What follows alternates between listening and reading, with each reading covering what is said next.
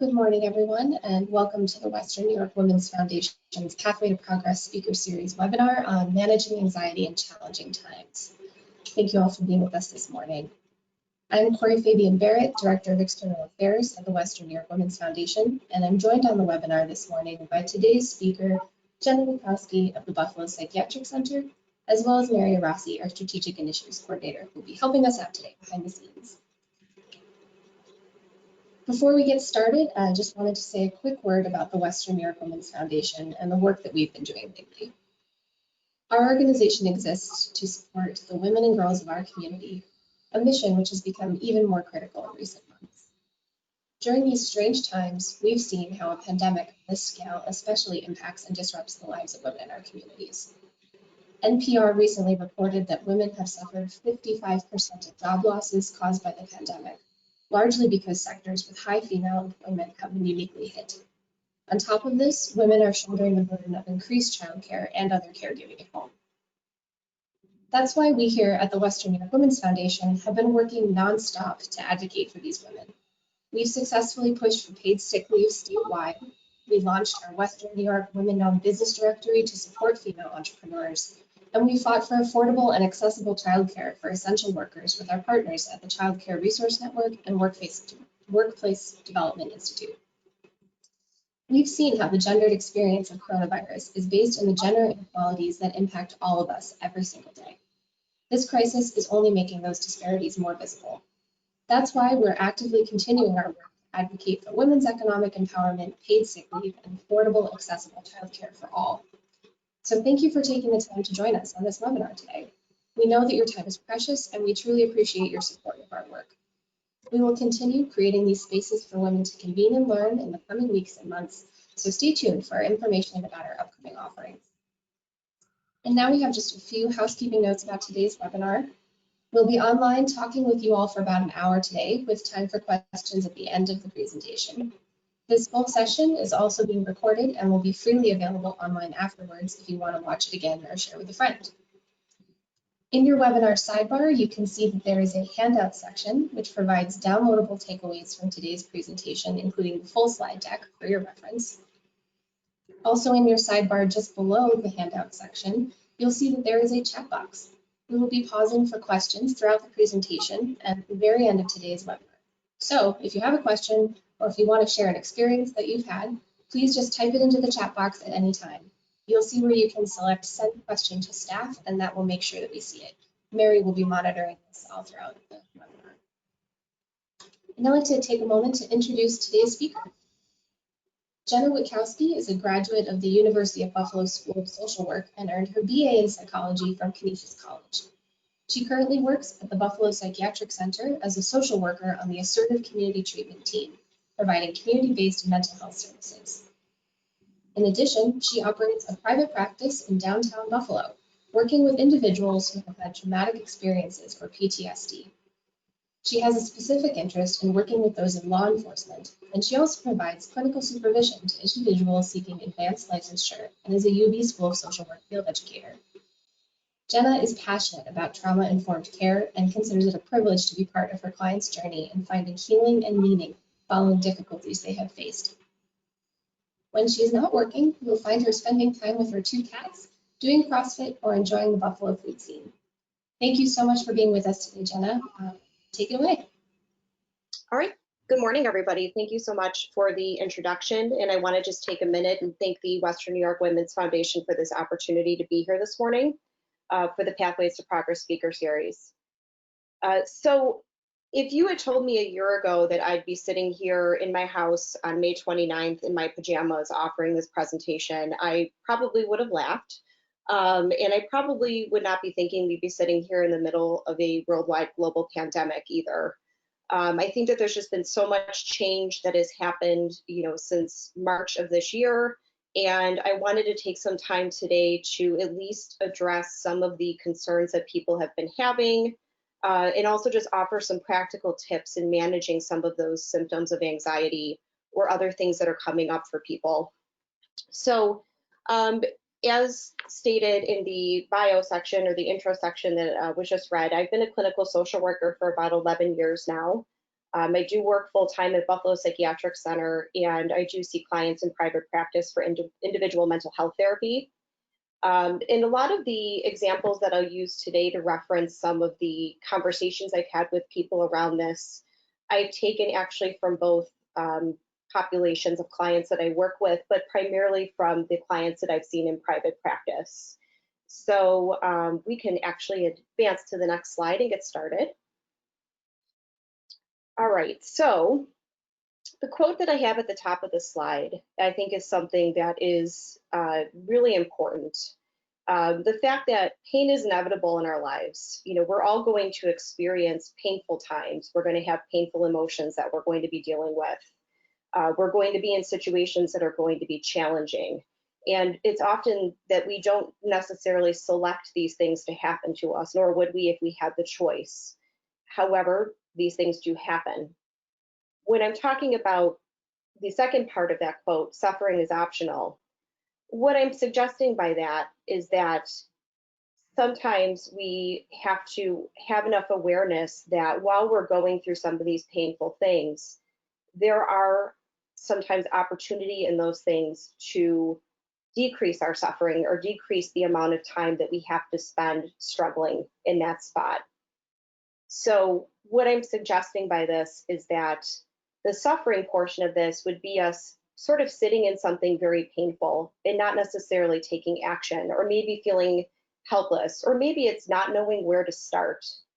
And what I hope to offer today is some opportunities for people to learn some different skills for managing some of these painful things that are currently happening that we're collectively experiencing. So what I hope to do is create sort of a roadmap here of where I'd like to go with this presentation today. And some of the points that I hope to hit on are listed below here, where just saying many people are facing challenges in light of this COVID-19 stuff. And I just want to reiterate, myself included, even being a mental health professional, that doesn't exclude me from dealing with these things just like everybody else is.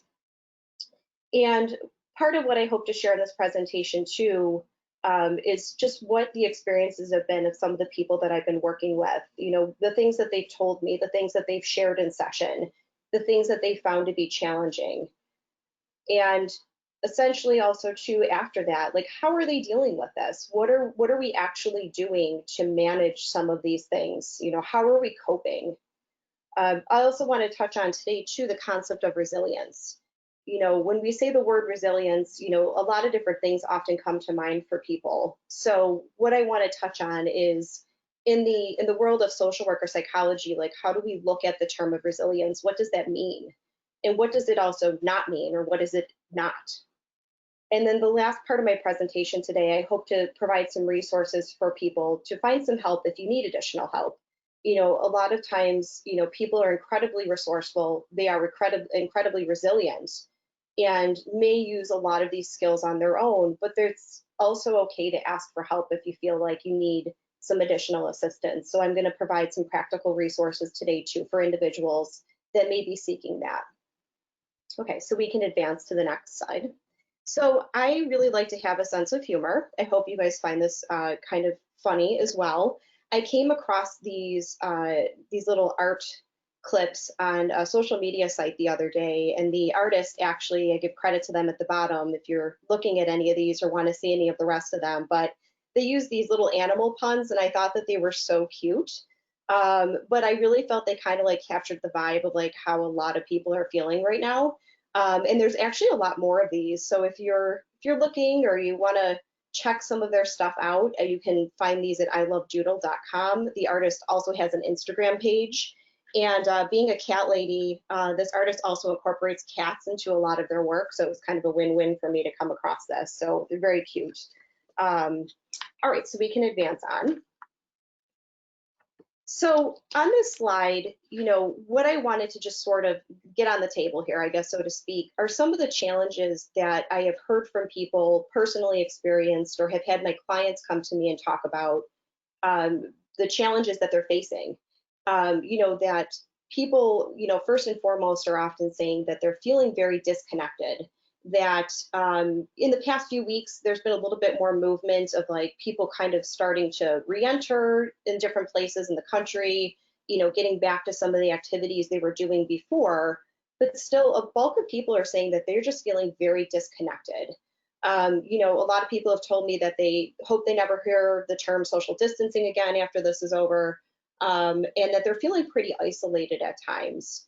Especially for individuals who are living alone or are, working from home more now, they're finding that disconnection and that isolation is really challenging. The other thing that is coming up for a lot of people is this feeling of grief or loss. And sometimes we think of grief or loss when we think of somebody dying, but that's not always necessarily the case. We can grieve other types of losses also. We can grieve, the loss of jobs that we have. We can grieve the loss of the connections and friendships that we have, or feeling like we're not able to see people face to face. We can perceive a loss of what we kind of envisioned maybe our future to be, and seeing that those things are very different now for some individuals. Others have also said that they're fearful of illness or contamination. We are dealing with a physical health issue. For people who are, immune compromised, or people who are dealing with symptoms of anxiety, or I've seen people dealing with symptoms of OCD that already have things like, fears of germs or contamination. This is very scary for them. People are fearful to go out into the world, to go to the grocery store, to be worried about who or what they're going to come in contact with. And then I've also seen some individuals who have had some guilt, worry, or shame about being ill, or the potential of getting others ill. I have had clients that I've worked with who have, tested positive for COVID. They've lived in the house with others, and they've been afraid of getting their family members or loved ones sick or ill, or perhaps they did know that somebody were able, or they had gotten somebody ill, not knowing that they were sick themselves, and now have felt, very worried about that. And then the next part that it brings me to is also talking about financial burdens. People have lost their jobs. I've heard countless people having difficulty, filing for unemployment benefits, receiving them, people going several months without income, people also having lots of workplace changes, working from home more, attempting to manage caring for their children while working, or helping kids with their homework or their online lessons, which brings me to the childcare piece. I've also had some parents that are like, it's been really hard because I have all these things going on. I'm managing my own emotions, and then now I'm also, caring for my kids full time. I'm basically kind of providing them their lessons, their teaching, trying to get my own work done, and also, parents who have said, I'm really struggling to find things to do with my kids. When I started writing this presentation, it was a lot colder outside, and a lot of people weren't yet able to get outdoors and do different things. And I feel like some of my clients have said, that's gotten to be a little bit better, but it's still really hard to, tell my kids that they can't, be really close and play with the neighbors, and having to explain these things to kids also. And I'll actually touch on some of those things later in the presentation too, specific to talking to kids about this stuff. And then, lastly, just kind of wrapping up some of these things, but, this feeling of anxiety that comes up, this loss of control or the sense of safety. I think that there's a lot of people who deal with anxiety on a daily basis long before COVID-19 came into the picture. But I also feel that for people who maybe weren't feeling that way, or don't always struggle with anxiety, this sense of really being, out of control of this situation, maybe not having that sense of safety, has been really unnerving. And it's really been a big challenge for everybody. And then also just worrying about when things are going to reopen, what that's going to look like. There's this term kind of being thrown around now called reentry anxiety. Before we had, kind of COVID removal anxiety, now we have reentry anxiety.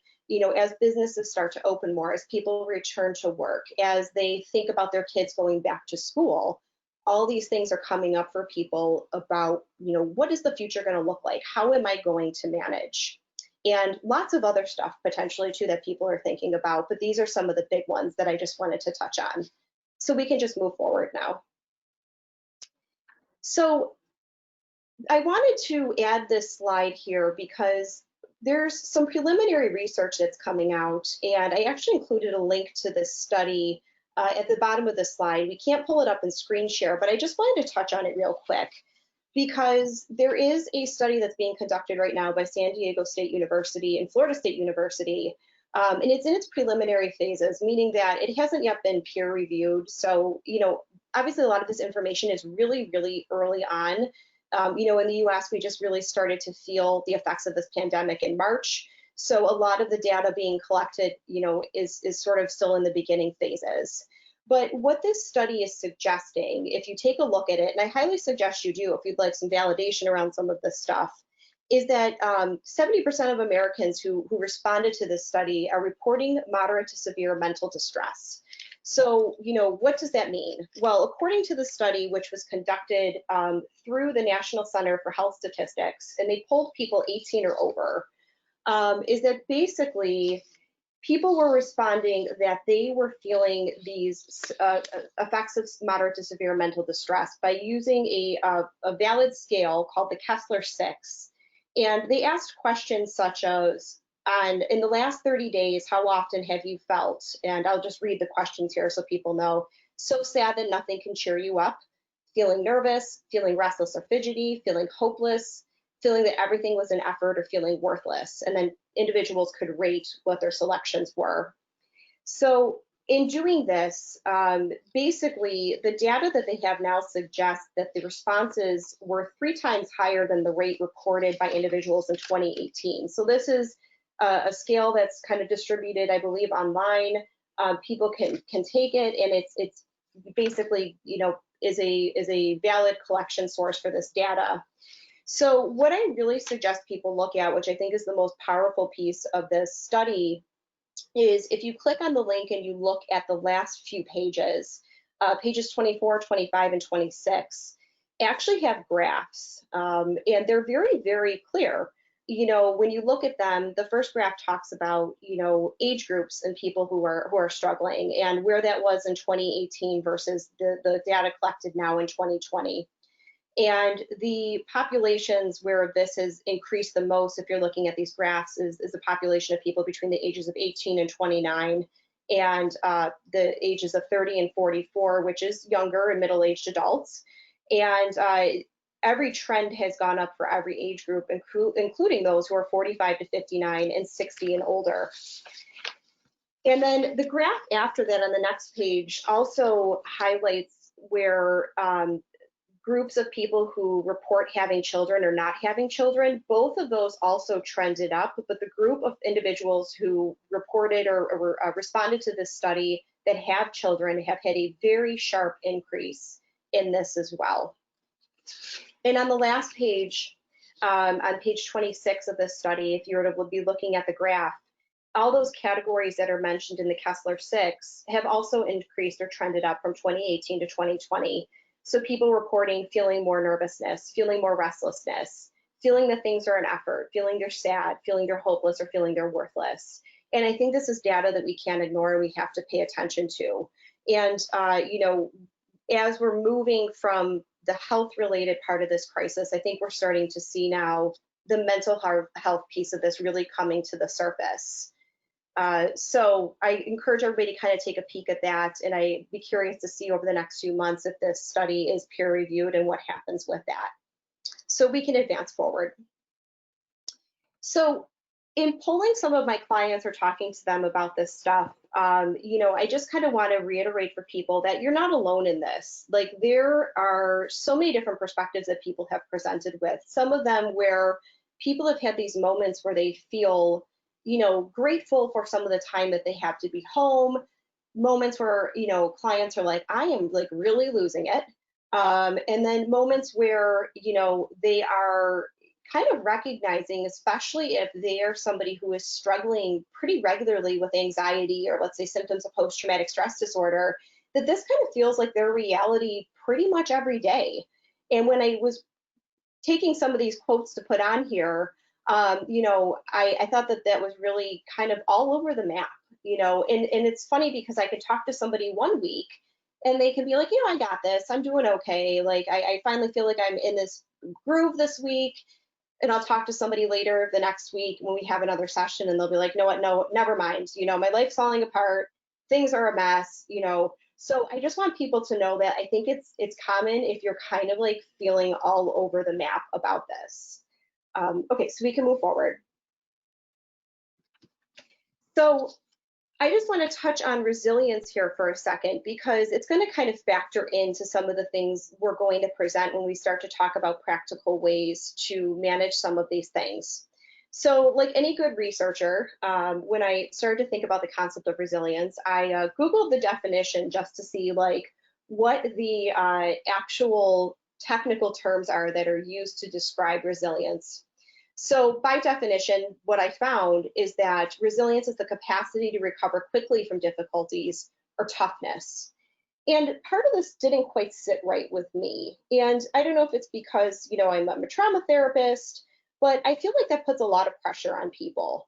The things I don't really love about that definition is the word quickly, because not everybody recovers from things quickly.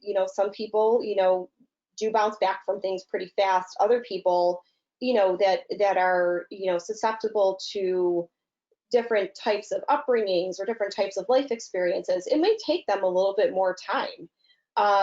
In the toughness part of this, I don't know that I like that either. I guess like, maybe I'm being nitpicky, but I think that, anybody who makes an effort to work on some of the things that are hard for them, I think that that's incredibly big for that person to do that. I don't know that it makes someone tough versus weak. I think it's just, it's really incredible to see people go through that process.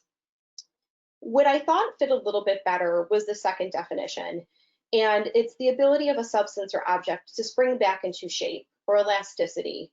I really like the word elasticity here, and I feel like it fits a little bit better.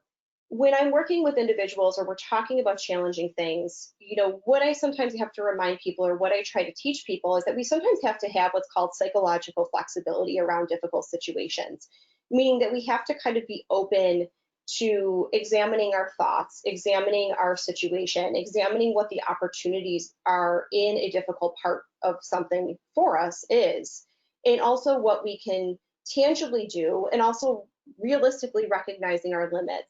And that requires some flexibility for people. They have to be able to be a little bit open to an experience of thinking about things a little bit differently. And as I'm kind of wrapping this up here, just reminding people, we all are going to experience hardships, but how can we adapt and cope in a way that's healthy and productive for us? So we can move forward. So one thing I want to touch on of what resilience is not is a lack of pain or difficult experiences. I'm sure a lot of us wish that there's things that we didn't have to encounter in life, but the reality is we're going to face some really difficult things. The lack of everyday challenges or annoyances. I mean, if I was, sitting in front of a live audience right now, I probably would have people raise their hand and tell me about, all the annoying things that happened to them on the way to the presentation this morning. And I guarantee people would say things like, my kids were driving me nuts before I left the house, or, I got to my car and I had a flat tire, or, I spilled coffee on myself before I walked out the door this morning, or I forgot something and had to go back home. I mean, there's all sorts of things that come up every day that are just kind of annoying in life. And resilience isn't a lack of traumatic events or PTSD. Somebody actually who has experienced trauma or experienced post-traumatic stress actually has an opportunity to be incredibly resilient. And it's also not a lack of the COVID-19 pandemic. I mean, we're all kind of in this. We all have opportunities to kind of grow and shape some of our resilience. And what I kind of wrap up on the bottom here is that, in fact, the more stuff that you face, the more of a chance you have to practice resilience. So we can advance. So one thing I wanted to touch on really quickly here is just how people are affected by trauma or traumatic events. Because I think a lot of the things that people are also saying that they're experiencing right now, these types of things on the slide are coming up for them.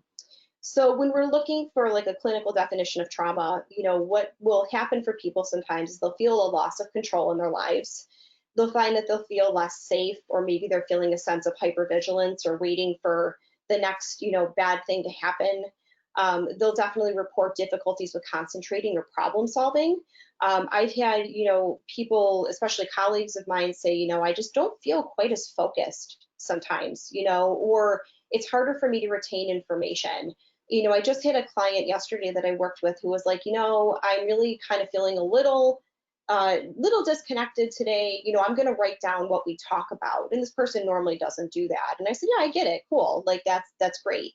Some people are finding when they're affected by trauma, they have struggles in relationships with others. They may find that they have increased irritability. They have challenges maybe with emotional regulation, or maybe feeling like there's all sorts of different strong emotions coming up for them. Some people may find that they feel like they're withdrawing, and also changes in sleep disturbance, or excuse me, changes in sleep patterns resulting in sleep disturbance. Lots of people have been saying this has been happening for them. People are like, I'm having these weird like pandemic dreams, or I'm having these stressful dreams. I don't feel like I'm sleeping. I'm tossing and turning all night. So I will address some things later to kind of give people some tips for more practical like sleep hygiene. But if this is happening to you, or any of these things are happening to you, you're definitely among many other people that this is that are going through these as well. Okay, so we can advance forward. So this is a graphic here that I wanted to share, where I just wanted to kind of show people, this is Maslow's hierarchy of needs. This is kind of something a lot of people learn in like Psychology 101. Abraham Maslow was actually a psychologist, and this is about a motivational theory of psychology where he developed this. And basically what this suggests is that at the bottom of the period, or the pyramid, is where our basic psychological needs are. So underneath that, you'll see that there's air, water, food, shelter, sleep, clothing, reproduction. And as we advance up the pyramid, we get to the point at the top where Maslow said, to be self-actualized, or to be at the top of our game, to desire to become the most of what we can be, we have to like get through all those bottom steps first before we can get to the top. So why am I showing you this? Well, because if I could also poll a live audience right now, or I could ask people, or just asking you to reflect on this now, in the middle of the pandemic, like where do you think you are on this pyramid? Perhaps some people are a little bit higher up than others, or they would say, what, I kind of feel like I'm in the middle phase. I'm feeling a little bit connected with people. I feel like I'm managing okay. Other people are struggling with things on the very two bottom parts of this.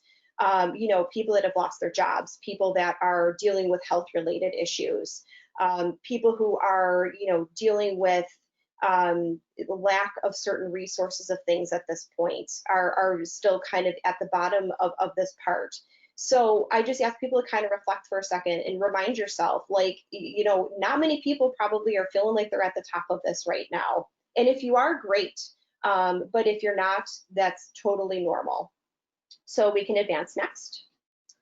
I really like this graphic. I came across this kind of like early on with all this pandemic stuff happening, and I really like things that I can see and I can share with people. So I wanted to share this with individuals, because part of what I want to discuss here for a second is going back to the concept of psychological flexibility. Being able to kind of be open to experiences and recognizing what our limitations are. And and sometimes when I'm working with people, I'll call this like the illusion of control. Like, we're in our lives, we feel like we have control over something is when we claim we'll feel happy, or we'll claim we feel stable. And there are things that are within our immediate control, but there's also a lot of things that are not. And this graphic specifically was, created by the artist listed at the bottom there. Kind of early on in the pandemic. I saw this circulating probably in like late March, early April. And the middle part talks about things that, I can control directly, and things I can focus on. And I think that, that speaks to things that are people can actually do. Outside of that, in the parts, let's say the things I cannot control, so I have to kind of like let go of these things a little bit, are some of the things that people were struggling with during this time, or maybe continuing to struggle with, that we really don't have a heck of a lot of control over. So if we advance to the next slide, this exercise is something called the circle exercise. It's adapted from a gentleman named Stephen Covey, who kind of came up with this concept. And I would strongly encourage people to actually do this. So if you are sitting someplace right now and you have a second and you have a piece of paper in front of you, or you're maybe taking notes, or you're going to go back to the slide at some point, I think this is really important. I have done this exercise with many of my clients during this, and I've done this exercise with clients, outside of COVID-19 also. But what it involves is creating this circular picture here where you have the inner circle, the middle ring, and the outer ring. And Stephen Covey calls this the circle of control. So basically, what I ask people to do is draw these circles. And in the middle circle, so the part where it says the circle of control, is things that you would put in there would be maybe things you're feeling anxious about, but things that you have direct physical control over. Things as you as a person can 100% manipulate. It's 100% your choice to either engage or not engage with them. And this might be something about your environment or something about yourself personally.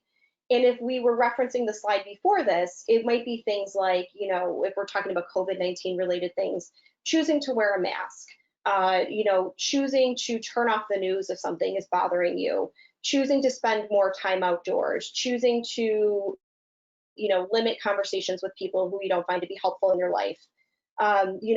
Choosing to, spend time going outside and taking a walk for 15 minutes every single day. These are things that you can actually do. In the second rung of that circle, I would ask people to write things that maybe they have mild control over, but they can't be in direct control of it. So this is called the circle of influence. And that might be, when you have to interact with other people, what can you actually, how can you actually do that? And what can you actually kind of have some influence over? And that might be, shopping habits when you go to the grocery store, or, changing stuff with your job, like where you can kind of participate in part of that process, but also you're not 100% control over what that looks like because you have an employer. On the outer rung of that circle, I would encourage people to write things that they worry about legitimately. Maybe they feel anxious over, but they have no direct control over. And that could be like the actions of others. And when I'm doing this with people after they've actually completed this exercise, what I encourage them to do is think about, if we're going to allow ourselves time to worry about those things we've written into those circles, spending the most time trying to think about the stuff in the middle circle. So maybe I'll say to somebody, you can spend 80% of your time of your day worrying about that middle circle, because those are things you can actually have some control over. When you get to the middle part of that circle, I'll tell people, yeah, you know what, you can spend a little bit of time there too, and you can allow yourself permission to do that, but maybe it's only 15% of your day, because you have some influence, but you don't have as much as you'd like. And on the outer rung, I'll tell people yeah, these things are legitimate worries of yours. You can spend some time, worrying about them, but maybe it's only 5% of your day, and instead of spending 80% in that outer ring, we're going to focus and refocus on spending 80% on that inner ring, because those are things we can actually control. And sometimes having a visual like this is really powerful for people. So I encourage you to try it. So we can advance to the next slide here. So building resilience, or building our capacity for resilience, there's 4 core components as discussed by the American Psychological Association. So those things are things I'm going to build on in the next couple slides. So that's connection, finding meaning, wellness, and healthy thinking. So we can advance. So connection, being connected to other people, physical presence is still a challenge for a lot of people. They're still kind of figuring out what that looks like for them. We may not be able to see people that we'd like to regularly. We also are finding, or I'm finding when I'm talking with people, that living with others is also stressful, even though there's somebody physically present. Couples who are not used to spending as much time together as they have been are reporting some struggles in certain areas. Parents who have been home with their kids a lot are reporting struggles in these areas. And also, just in general, this physical presence is really missing for a lot of people. So the next part here, focusing on the things we can do versus the things we can't. So how can we connect to people right now in a safe way?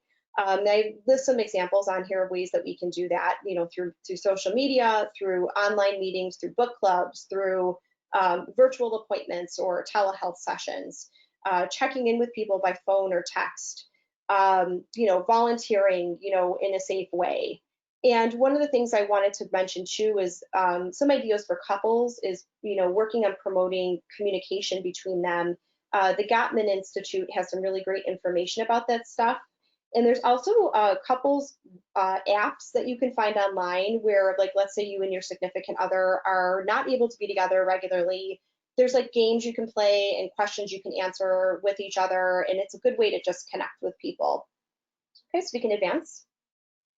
So in this next part, we talk about like finding meaning. So, trying to establish some goals for ourselves, even if it's small ones. So, breaking things up into small steps. A goal is important. It's important for a goal to be measurable. Like, how do we know we've actually attained that goal? Kind of quantifying something is a good way of doing that. Like, instead of just saying, I want to exercise more, maybe saying, I'm going to exercise for 30 minutes a day, 3 times a week is a good measurable goal. And then also, finding meaning and connecting with others, thinking for yourself, what is my purpose right now? What makes me feel good? And spending more time trying to focus on that. Okay, so we can advance. So in this part here, overall wellness, like focusing on taking care of our bodies, things that we can do, working on exercise, our nutrition, our hydration, following our medical recommendations. So if we have medications we're supposed to take, making sure we're doing that. Avoiding some numbing out or avoidance of doing that. So, I've been talking to people about, kind of like trying to limit our alcohol intake or use of other substances. While that can be kind of a temporary escape, sometimes that can create problematic behaviors for people in the long run. And also really focusing on practicing some mindfulness here. So working on, journaling, meditating, praying, if that speaks to you. Promoting calming of your body and mind and allowing you to be present in the moment and just observing what that's like. So we can advance. The next slide here, exercise, pretty self-explanatory. I'm a big exerciser. I really enjoy it. I know it's not for everybody, but I feel like some people are starting to pick up more exercise habits now that they're in quarantine and spending a little bit more time by themselves. And all the benefits, of exercise are listed here. I think the biggest one and most important one being, spending some time outside, getting some sunshine, getting out of the house, getting some fresh air. Those things can really change perspective really quickly. So we can advance. So sleep hygiene, really important, for people who are reporting sleep disturbances. Here's a couple tips for you to try to manage that the best way that you can. So I've been talking to people about this a lot, is like trying to keep a consistent sleep routine when you can, really trying to have some type of like set schedule for when you go to bed or when you wake up in the morning, whether you have something to do or not. Working on your bedroom environment, trying to keep your electronics out or limiting them before you go to bed at night, maybe for like a half hour, an hour or so. Exercise can really help sleep cycles. One thing that I write on here though is about cortisol release. So, exercise right before bed isn't recommended if possible, but if that's the only time you can do it and it works well for you, that's great. And then also kind of like limiting food or alcohol consumption close to bedtime, which can disrupt sleep cycles as well. Okay, next. And in this part, talking just about healthy thinking. So in this, what I kind of ask people to think about is like, how do you speak to yourself? What things do you tell yourself? Sometimes we're a lot kinder to other people when we're giving them feedback or advice than we are actually to ourselves. So, what I would say is like having some self-compassion for yourself, like recognizing that you're feeling like you're struggling or there's things that are challenging, but being kind to yourself in that process. And you can tell yourself, I'll ask people sometimes in session when they're really critical, I'll say, how would you say this to a friend? How would you say this to someone else? And in 99% of the time, it's completely different. So I'm like, all right, we're gonna like practice this and we're gonna give you some tips to be a little bit nicer to yourself. Practicing mindfulness, which means kind of focusing on the moment, allowing space for your emotions. Unfortunately, we don't get to like skip the hard ones. We also have to sometimes sit with the uncomfortable ones. Recognizing you're not alone, And also, recognizing when it might be time to seek help from a professional if you're feeling like, you really are struggling and you need additional help. And I'm going to give some resources at the end of this for people. So next. So here's some practical skills you can actually use. So I'm borrowing these from DBT therapy, and DBT was created by Marsha Lenehan. And a lot of the skills in DBT are very adaptable and practical for anybody. So the idea of a dialectic is that two opposite things can exist at one time. So examples underneath, I can feel anxious and I can still manage. I can be supportive of others, or I can be supportive and still need my own space. So in DBT, one of the core components is mindfulness. So observing and describing your situations without judgment. So rather than, being critical of ourselves, saying things to ourselves, like I notice I'm having a thought that, maybe that's, I notice I'm having a thought I'm feeling anxious. I notice I'm having a thought that I'm feeling distressed. And noticing distress in our bodies and recognizing what our needs are as a result of that. Okay, so we can advance. So in DBT, we have a couple different things. There's lots of skills actually in DBT. I'm only highlighting a couple of them here, but one of these I think that's really important right now is this thing called opposite action. So that's engaging in the opposite of what we actually want to do in that moment. And I've told people that what that might look like is, I've had people tell me sometimes like, oh, I have a really hard time of getting out of bed in the morning, but I know I have to get up and do things. So rather than just, laying in bed, opposite action would be actually like getting up and getting out of bed, showering, getting dressed for the day versus choosing to stay in bed. And, it's just kind of doing the opposite of what you think you want to do in that moment. The next part, or another skill in DBT, is called checking the facts. So under this, I talk about getting information from reliable sources. So making sure that, when we're taking in information, that we're actually taking in factual information or things that we have some way of proving to be true. So the question I pose under this is like, when you're thinking about this, do I know this to be true or do I feel it to be true? Because sometimes we have our own bias to things. We might have other people's bias coming in about something, but when we're checking the facts, we're really trying to get to the bottom of what is actual good information. And I know that this can be challenging. I don't know if other people find this challenging, but like with all the stuff that kind of gets thrown at us in the media nowadays, this is like a lot harder than it might sound. And I totally recognize that, but like really trying to get credible information to fuel our decisions and actions. Okay, so we can advance. So the skill of emotional regulation, is what they call the please skills. There's a lot of acronyms in DBT therapy, but this is like kind of like a really good checklist to have for yourself, maybe even on a daily basis. And the please skills talk about physical illness. They kind of snuck the P and the L in there together. So working on treating any symptoms I may have or addressing any of my physical needs. The E in the please skills involves eating, making sure that I'm taking care of myself, I'm nourishing myself, I'm giving my body, fuel. The A is avoiding mood altering substances when possible. I'm not telling people like, don't drink a glass of wine or do whatever. I mean, it all depends on someone's individual circumstances, but avoiding overconsumption and numbing out from things. The S is sleep. Again, we just kind of covered sleep hygiene, ways that we can actually like work to improve our sleep. And the E is exercise. So things that we can do to promote physical health and well-being. Okay, we can advance. And this is moving away from DBT a little bit, but this is just talking about self-soothing. So this is using skills that are grounding skills when we're feeling anxious or heightened. I use these a lot with people when I'm doing therapy with them if they start to have like a really strong emotional response to something.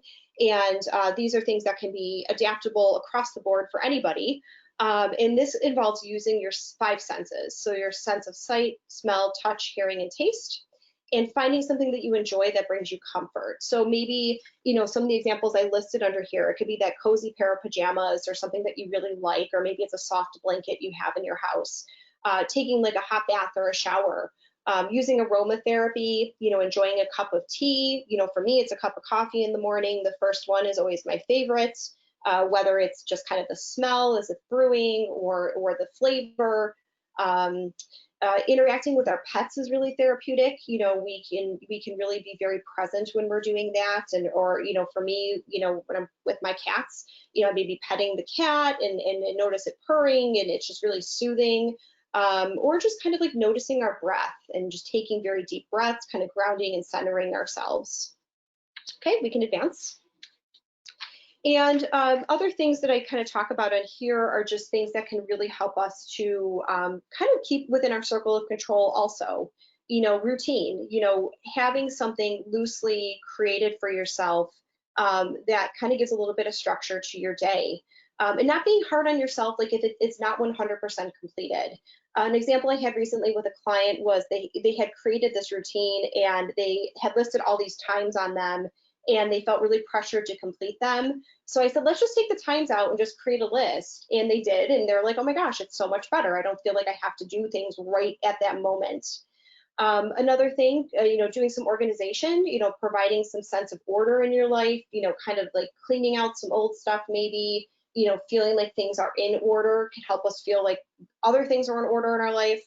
And also just writing or journaling, you know, releasing our feelings, allowing ourselves to have that processing of information, and allowing our brain some permission to rest if we get some of those thoughts on paper. We can advance. So distraction, just going to touch on this really quick.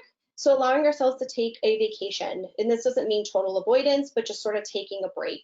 And that could be something like watching Netflix, watching goofy animal videos on YouTube, reading a book, or, you know, looking for things around the room that kind of, you know, maybe distract our brain for a second, whether it's finding all the blue objects or counting certain things. Those things can kind of just help us when we're feeling heightened, just to sort of be grounded and more present. Okay, so next. And this slide here, developing a sense of safety. So like really having an idea, like what helps you feel safe? You know, it may look different from what other people are doing. That's fine. You know, you have to do stuff for yourself. Thinking about what you're comfortable with, setting those boundaries with other people, and also getting information from reputable sources and getting that factual information that we talked about before can really help us develop a stronger sense of safety. So next. And for kids, there's some things on here I wanted to include. Now, I'm not going to spend a lot of time here, and I'm going to preface it with saying I am not a child therapist. I kind of know my wheelhouses. I definitely do a lot better with like adolescents and adults, but I wanted to put some things in here for parents just to have some resources of ways to talk to children about this. And I included some links from reputable sources here at the bottom that people can actually click on, and some skills in which they can use to talk to their children about some of the things that are happening. So I at least wanted to put this in here. But just also recognizing, you know, this isn't my area of expertise. All right, so next. So the kind of final components of this presentation today, I want to talk about, you know, how to obtain additional help if you need it. So this slide is talking, you know, about, you know, if you yourself are feeling suicidal, or if you know somebody who is, here are some resources that can help. The American Foundation for Suicide Prevention is an absolutely incredible resource. Their website is afsp.org. They have tons of information on there about COVID-19, you know, also dealing with the loss of somebody by suicide, or how to also, you know, connect somebody who may be suicidal with resources, and also for survivors of suicide. I mean, it's just an absolutely incredible resource, and I highly suggest people check it out. The National Suicide Prevention Hotline information is also listed here for people, the crisis text line. And also I want to give a big shout out to one of my former employers and an agency I love very near and dear, which is Crisis Services. Their counselors are absolutely fantastic, and they're an excellent local resource here in Erie County, and their information is listed as well. So we can advance. And the New York State Office of Mental Health has really done a pretty good job here, I think, in New York, in linking people with some practical resources. So they created an emotional support helpline, and the number here is listed for that. And it's staffed by volunteers, and many of them are counseling professionals. So the governor had sent out an email to people requesting that people who are licensed professionals volunteer for this, and a lot of people did. I think there were thousands of responses, actually. And it's specifically related to COVID-19 anxiety stuff. And the information that you get on this line is free and confidential. The hours are listed here for people. And there's also a little click to a link here for a web resource for this. And it's actually one of the PDFs that's going to be included today for people to print. And it covers lots of good information about dealing with some of the stuff that's coming up during the pandemic. So we're really lucky to have this resource here in New York State. Okay, the last page. So I'm going to give a shout out here too to the Western New York EMDR network, which I'm part of. EMDR is a specialized trauma therapy. And this network is absolutely fantastic. The link I included here is for people who might be looking for additional help, like perhaps you're looking for, therapy, or you're looking for linking with a counselor professionally. And the people on this website are absolutely great. All their information is listed, and the Western New York EMDR network also has a tab on there specifically for COVID-19 resources. And on the bottom of that, there's actually a link also on that same webpage for what's called the Western New York TRN, which is a Trauma Response Network. So this organization is actually locally run, and it provides free mental health services to first responders. And it's, I believe, 10 free sessions in which somebody can be linked with a counselor. And I want to also mention that they actually got a really nice feature in the Buffalo News this past week, and a lot of the clinicians who are part of the EMDR network are also part of that network as well.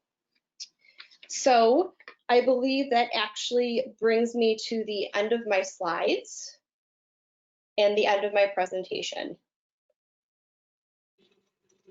Wonderful. Thank you, Jenna. You're welcome. Lots of info. It went a lot faster than I thought it would go. Yeah, I feel like you covered everything. Mary, do we have any questions from any of the attendees? Yes, we do. Someone was wondering if you would be able to address how people who are currently safe and have their basic needs met can deal with guilt that they still feel a sense of anxiety and loss, while others have suffered more than they have during the crisis. I was wondering if you could speak Absolutely. Yeah, I think that that's come up for a lot of people. I've had people mention that to me as well. It's almost kind of like when I'm working sometimes with people who are, coping with like PTSD, or maybe they've had a traumatic experience, kind of call it like almost like survivor's guilt, right? Like we have this thing of like, somebody's not doing as well as I am, or, I've lost somebody and here I am and I'm safe and I'm okay, and I'm really struggling with that. I think that, what we have to remember is that we're kind of all over the board here. There's ways that we can create connections with people if we're feeling like, what, things are going pretty well for me and I really want to help other people, and that can just be, recognizing maybe some of the tangible things that you can do. Like if you feel called to help people or you want to connect, I would suggest, volunteering if you feel safe to do so. Just being honest with yourself about what you're experiencing. Everybody's situations are really different. We don't often ask for, our situations to be where they are, but recognizing like that it's okay that you're safe and it's okay that you're doing okay. And just being, grateful for that, and thinking about, if you want to, how you can help others. I don't know if that answers the question or not. It's very brief. I know we only have a couple minutes left, but I don't know if there's any other questions. So if anyone else has any more questions, feel free to please send them in.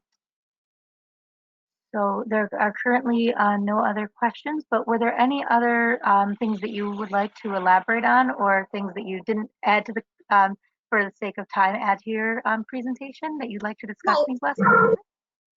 I guess I just want to remind people that, we're kind of like all over the place, and this situation has just been really challenging, because I think one of the things that I was chatting actually with Corey and Mary about last week was that we are like, when this originally happened, we were like kind of in like crisis mode, right? Like we were kind of hit with this pretty quick. Like I know there were some rumblings of things going on in other parts of the world. People will debate about like, did the US do what they were supposed to do? And that's not the focus of what I'm talking about today. But, we kind of like had the undercurrent of this coming upon us. And then I felt like, for me personally, like, bam, all of a sudden it's here. And, people were really responding, in a very heightened sense. And I think a lot of people felt that like building of that emotion. And I think a lot of people also felt that this was going to like kind of hit us And, you know, it would be maybe like a couple weeks we'd feel uncomfortable and then it would be done. And I'm finding, like, you know, personally and like professionally when I'm talking with people, that that's not necessarily the case. Like we are, you know, we're kind of past that like initial shock and crisis mode, and that initial kind of like really stressful response. But now we're in like this prolonged period of like uncertainty.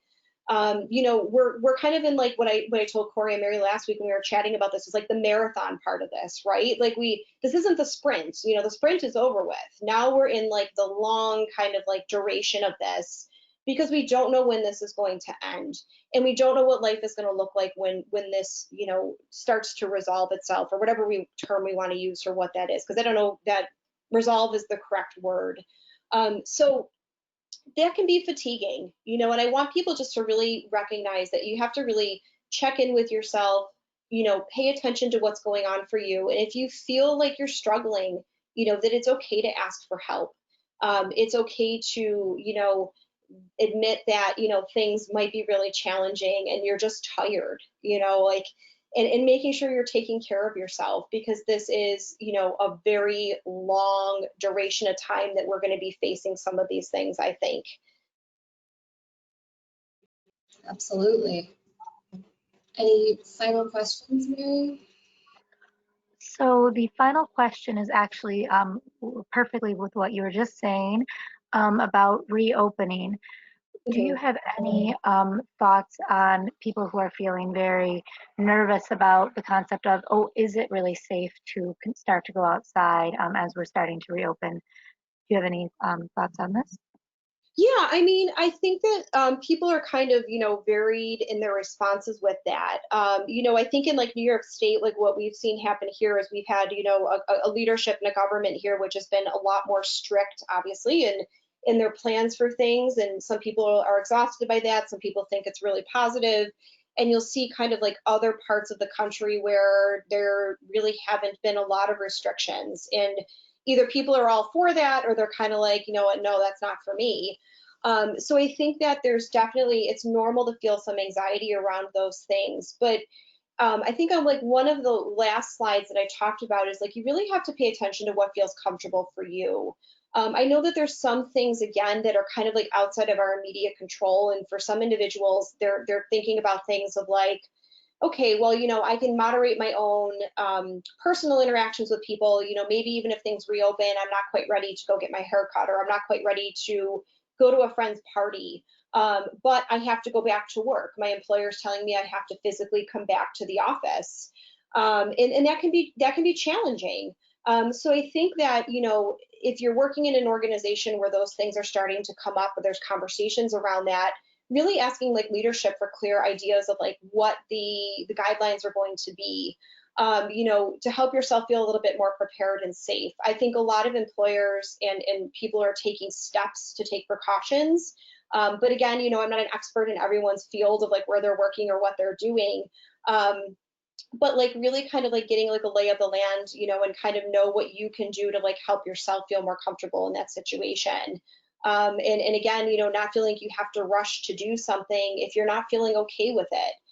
You know, me personally, I kind of like, I'm somebody who I like to kind of like hang back a little and take in the surroundings before I jump into something. And that's sort of like my own personal approach on some of these things is, you know, you know, for example, I haven't been seeing clients in my office for a little bit. I've been doing a lot of telehealth sessions, and some clinicians have been, and I give them a lot of kudos. But my plan is to kind of like hang back a little the next couple of weeks, and when the time comes as things start to reopen, I'm going to have a conversation with my clients around what that's going to look like and offer them the opportunity for that, but in a safe way. That's great. Thank you so much, Jenna, for that specific advice and also for this wonderfully informative session. You covered so much ground. I think you've given everyone a lot to think about and valuable tools for running our marathon for as long as this needs to be. Yeah, but thank you very much for having me today. Absolutely. Before we go, I just wanted to thank everyone also who joined us online here today. We hope that you found today's webinar useful, and you can follow the Western New York Women's Foundation on Facebook, Instagram, Twitter, and LinkedIn for all our latest updates, including our next session, which will be on Friday, June 12th at 9 a.m. We'll be joined by Christy Francis, who is the founder of Fresh Batch Insights, and she's going to share her ideas and strategies for innovating during this time of isolation. There's more information about that session and how to register on our website, which is WNYWomen'sFoundation.org. Again, thank you so much to Jenna and to Mary for all her help. And thanks to everyone for joining us today. We hope you can be safe and be well.